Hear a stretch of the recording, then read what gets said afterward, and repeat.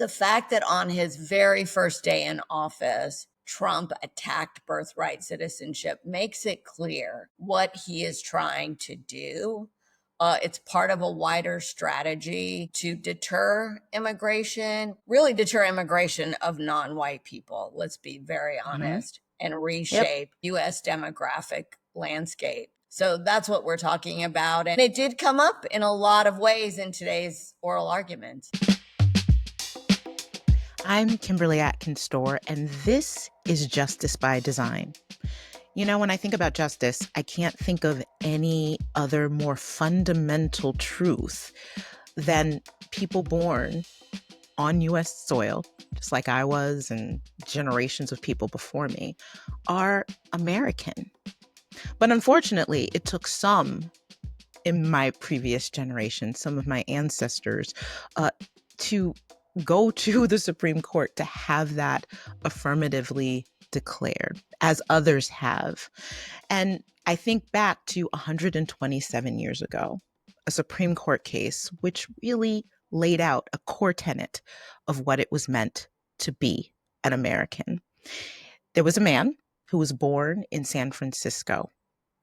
His parents left and returned to their country of origin because they could not receive citizenship in America.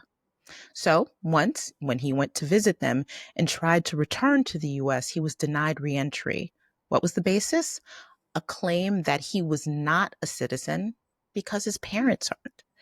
And his case went all the way to the U.S. Supreme Court, which ruled no. He absolutely is a citizen because he was born in San Francisco. That man, Juan Kim Ark, his name has now become synonymous with the Supreme Court blessing that foundational principle that took a constitutional amendment for descendants of enslaved people, and then another Supreme Court case to affirm that that applies to others born in the United States. The Supreme Court is now taking that issue up again, in a way, in deciding about the legality of one of the Trump administration's, President Trump's, executive orders that seeks to strip that birthright citizenship from some children born to Americans, frankly, that he doesn't like. I can't really find another justification for it. He wants to pick and choose who is an American. And the question is, what will the Supreme Court rule? And to help me break this down, and that's why I'm so happy to be joined by my guest, Manjusha Kulkarni, who is co-founder of Stop AAPI Hate, to talk about the impact of this executive order, the stakes of this Supreme Court case, and what it means particularly to AAPI folks here in the United States. Manju, thank you so much for joining me. Thank you so much for having me, Kim. It's a real honor and privilege for me. So before we get started, I always ask my guests to take a couple minutes to introduce themselves. So tell us who you are and what you do there at Stop AAPI Hate. Great. So I, as you mentioned, am one of the co-founders.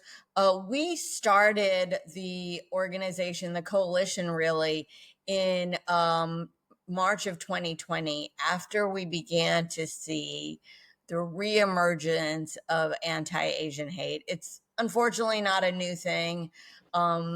Just like anti-Blackness, just like other forms of racism against people of color. But what we saw was even before COVID hit our shores, there were cases of anti-Asian hate. And here in Los Angeles, a 12-year-old boy was physically attacked and verbally assaulted on the schoolyard. Another kid came up to him and said, "You're a COVID carrier, go back to China." And when he reflexively responded, "I'm not Chinese," he was punched in the face and head 20 times. And all of this happened before there was a single confirmed case of COVID in Southern California. So we knew and understood that the racism was more virulent in its spread than even the virus itself. I've been working in the area of civil rights for over 20 years. I actually started my career right after college at the Southern Poverty Law Center, worked over the summers during law school at the ACLU in Maldaff. And really, it's all of that work with so many others that kind of culminated in, I think, this movement now since 2020, where we've been able to see and identify not just individual acts of hate, but the way in which racist rhetoric and xenophobic policies hurt our communities, and giving name to that and showing our community members the impacts of their vote, the impacts of those policies on everyday Americans whose roots are in Asia, like myself. So I want to start off as we record this conversation.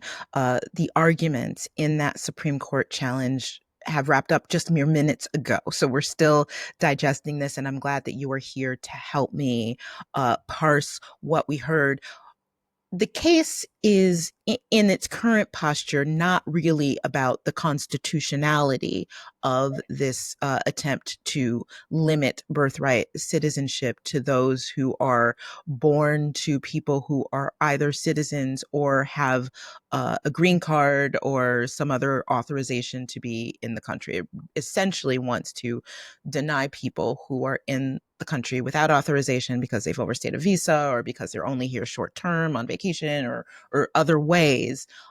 That is not, as I stated, uh, has not how it has been interpreted heretofore, certainly not in the last 127 years. But this case comes on a posture of the fact that it was a nationwide injunction issued by 3 trial courts that kept this executive order from going into effect across the country. And the question is whether it is lawful for judges to issue that kind of widespread injunction, whether they have that authority. But it seemed pretty clear to me, Manju, that the justices across the ideological spectrum were not missing the elephant in the room, which is the fact that this seems spurious legally, to say the least. So, what was your reaction to the argument? Well, I agree with everything that you said. While the heart of the case is about the validity and appropriateness of nationwide injunctions, um, you can't help but realize that this is really about the future of America, right? And that's what birthright citizenship essentially is, right? Do we give a level playing field to all children born in America, or do we make distinctions based on their parents' immigration status? And as you pointed out, heretofore for over, almost 130 years, we have not made that distinction. And, for us in the AAPI community, birthright citizenship is so critical and fundamental to our identities. In your introduction, you mentioned Wong Kim Ark, and he was the one to challenge that because, it had been very sort of narrowly interpreted early on as really only applying to formerly enslaved folks.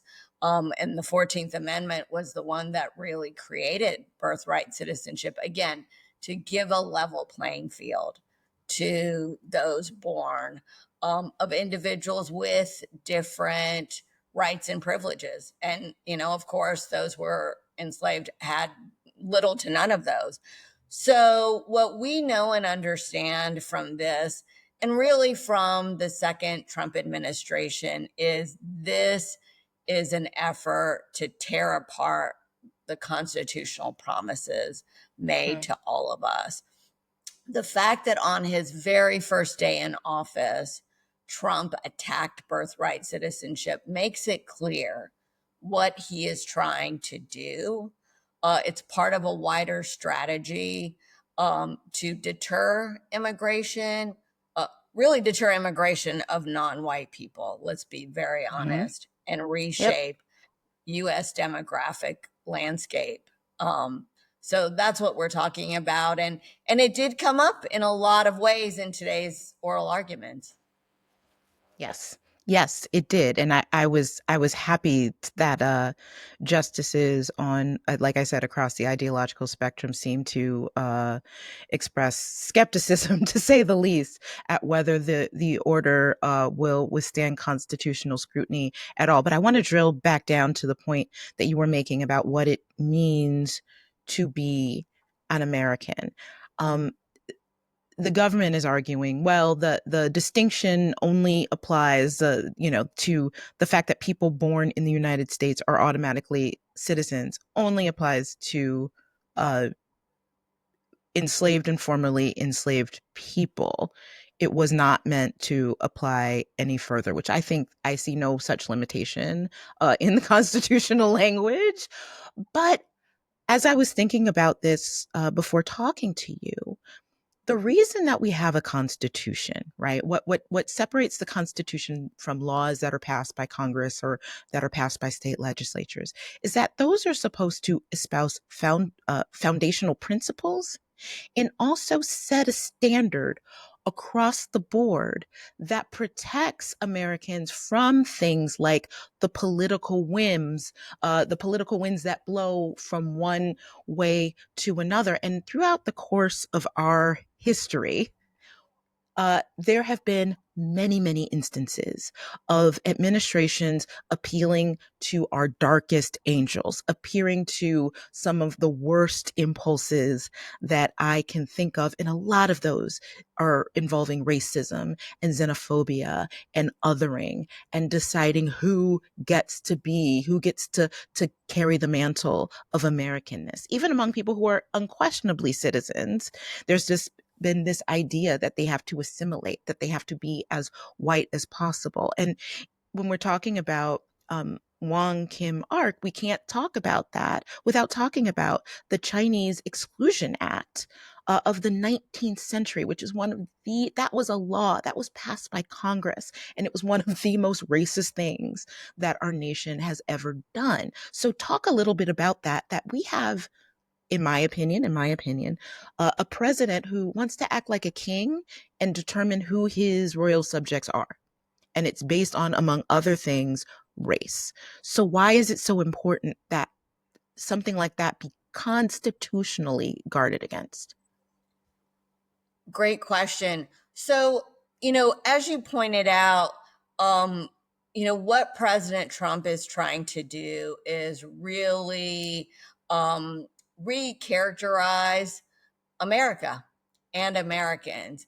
And we see, even just from the decision this past couple of weeks to allow white individuals who are part of the apartheid system, white Afrikaners, to gain refugee status, right? Yep. The United States and the world said decades ago that apartheid was morally wrong, was reprehensible, and that it should not be allowed. And so South Africa was able to move beyond that. Now, these fringe ideas that white supremacists have advanced around something called white genocide, which is a fabrication. Yep. There's no truth to it. But now that is American policy, and that drives American policy. Sadly, it was not only the Chinese Exclusion Act, but multiple other acts that forbade people outside of Europe from coming to the United States. People Yep. don't realize that in 1917, there was another law called the Asiatic Barred Zone Act, which prevented anyone from Asia from coming to the United States. It was literally illegal for people like my family to come to the Mm. US until essentially 1965 with the Immigration Act of 1965. And so that too, multiple laws trying to shape America as whites only, right? And thankfully, because of civil rights leaders who didn't rest on their laurels after passage of the Civil Rights Act, the Voting Rights Act, they demanded that immigration also be equal. And so it was the Immigration Act of 1965 that they advocated for that allowed my own family to come to the United States. I came with my parents in 1971 as a toddler. And my two sisters benefited from birthright citizenship, within a few years. And my own children benefit from birthright citizenship. So it's so important. And, Justice Sotomayor asked a question today that I think is so key to our understanding. What are the implications of what the Trump administration wants to do? Will we be creating, and will the Supreme Court essentially be creating thousands of stateless individuals? Hmm. Because many other countries also have birthright citizenship. So if the children of immigrants are not US citizens, and imagine in this time of mass deportations, are then deported, where do they go? Right. Because they are stateless. That is such an important point, and I'm glad that you brought it up. One of the things that has frustrated me over the past several months is remembering the widespread absolute horror and outrage at the idea of children being separated from their parents in the deportation process during the first Trump administration. Whereas now, things are happening that are even worse, if you can imagine that possible, Yeah. than that. And it certainly includes children. And I too appreciated the question from Justice Sotomayor about um, stateless children, and also the discussion about how, since many of our federal things like federal benefits, things like Medicaid or healthcare or other um, uh, you know uh, other benefits that are issued through the federal government are done through the states. So, and this is back to the injunction question. If some states say that, if in some states a judge has ruled that this order is unconstitutional, and in other states judges have ruled that it's not, then you will have the weird phenomenon that as a child moves from state to state, their citizenship status changes in a very fundamental way.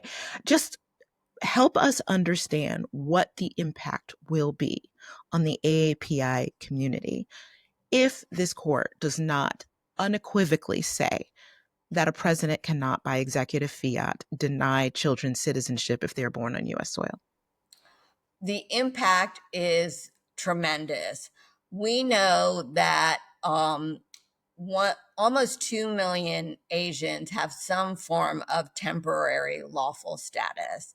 And and that's really 6 in 10, right, of individuals in the United States with temporary status are Asian.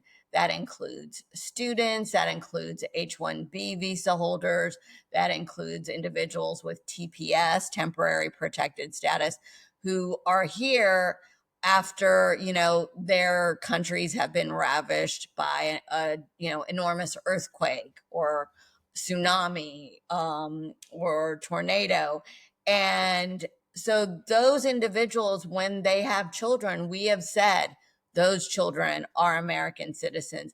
And I will give you some examples. In the Indian community, we heard after this executive order came out that women were begging their doctors to have C-sections before the date of, I believe it was February 18th or 19th when this was supposed to go into effect, Hmm. because they didn't want their children to be stateless.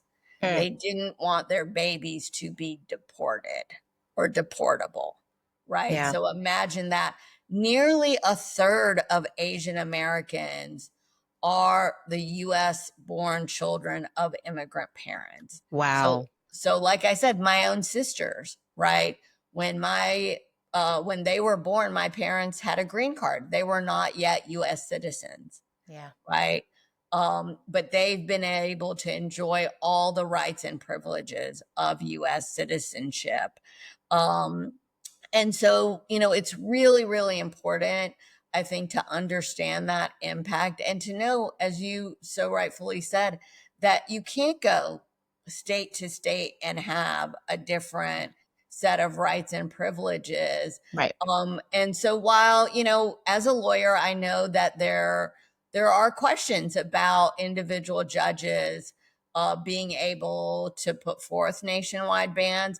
That happened under the Biden administration as well, with Right. medications for abortion and birth Right. control, where one single judge wanted to prevent those from being Yeah. accessed by women, and that was abhorrent. um I hope that the Supreme Court will make the right decision here and understand how significant the implications are. That, yes, there are those questions. I think, Hmm. one of the attorneys also mentioned there could be a middle path given the significance of birthright citizenship, which is to have a cautionary note, perhaps a yellow light for most nationwide injunctions.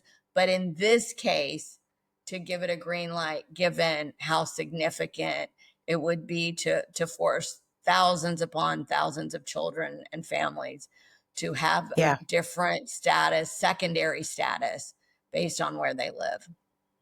Yeah. And listen, the issue of nationwide injunctions is an important one. That is one that crosses ideological lines as well. And I think, and I've written columns saying that Congress needs to address this. We need some rules on the road for that because in some cases, clearly they are out of line. And I think the mifepristone case that you brought up is a good example of that. You had one judge in Amarillo, Texas, trying to revoke FDA approval of a drug. Like there is no universe where that makes any sense, regardless of what you think about abortion.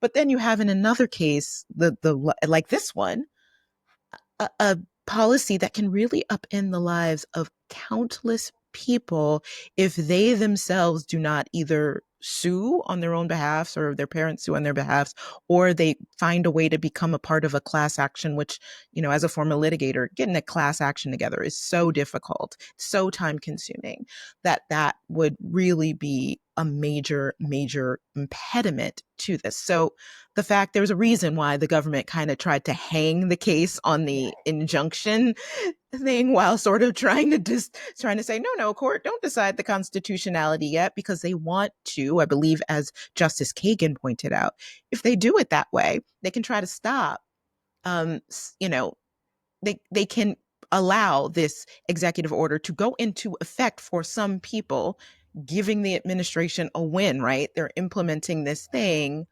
while still losing in lower court because this executive order does not seem constitutional at all. But then once all those challenges are done, if they keep losing, it's not like the government's going to go to the Supreme Court to try to get a result on the constitutional question because they know they'll lose it. So this is sort of like a too cute by half method for the administration to try to implement this in as much as they can, knowing that judges uniformly across the board have been striking it down. But I want to back up a little bit to a point that you were making that I think is so important, because we are talking about um, AAPI Americans in this. It's in no way to mean that there is any difference or greater threat to them, or they are bigger stakeholders than other people. The people that are primarily the target of this executive order are people primarily from countries to our south, who the president has previously described as criminals and rapists and not the best. Um, this is from a president who has declared, when speaking of Haiti, for example, that it was an expletive country, and why can't we get more immigrants from places like Norway? Um, this is really a hateful, dare I say, racist policy. And I don't, does the president have AAPI people front of mind in this? I don't know. Maybe not. But the impact on this to members of all of our communities. We're talking about all of our neighbors, people who go to our churches, people who are a part of our communities, people who sit next to our kids in schools. The impact of this would be so broad reaching that I'm glad that you are pointing out um, that. In cases like yours with your parents, we are not talking about people. A lot of people have responded into comments on social media to me saying, listen, I don't want passport, citizenship. A person should not just set foot, give birth, and then automatically get an American baby, this, that, and the other. That's a policy issue. If you think that should be the rule, then initiate a constitutional amendment process to change the rules. But what we have been practicing as Americans for over a century, for generations and generations, is not that. It is not that. In the case of your family, these are people who were working, who were professionals, who were intending to build a life here, as were Wong Kim Ark's parents. They were intended to build a life in California, but they couldn't because federal law prevented them from doing that. And so they returned to China. This is not about people trying to scam the system. The number of people trying to do that, I would hazard, is percentage wise very small, right? Right. No, and that's such a perfect point. The individuals we're talking about, the families, they want to contribute, and they Yes. do contribute. They contribute through their tax dollars, they contribute through their hard work, and everything that's produced, from the individual who delivers your food through DoorDash, to the teacher at your school, to the tech executives in Silicon Valley. So Yep. many of the individuals who contribute to our GDP, who contribute to our communities, are themselves immigrants, they're former Mm-hmm. immigrants. And frankly, without immigrants, we would be in a sorrowful situation. We wouldn't have enough people to do the work needed, right? We wouldn't Right. have the individuals to pick our fruits and vegetables. We wouldn't have the individuals to work in our hospitals and take care of us. So that's the thing that I think anti-immigrant folks fail to understand, is that immigration benefits the US, and immigrants from all over the world benefit our country tremendously. Um, Yeah. and so that's why it's really important today, even though this may be about the nationwide injunction, to Mm-hmm. remember that that this is actually much broader, and it's about how we think of ourselves as a nation, and how our current president and his administration are trying to reshape that. Mm-hmm. In poll after poll, Americans have said in recent weeks they are against this. They are against mass deportations. They are against sending people to concentration camps. They are against getting rid of due process and habeas corpus. And they are for birthright citizenship. Yes. Yes.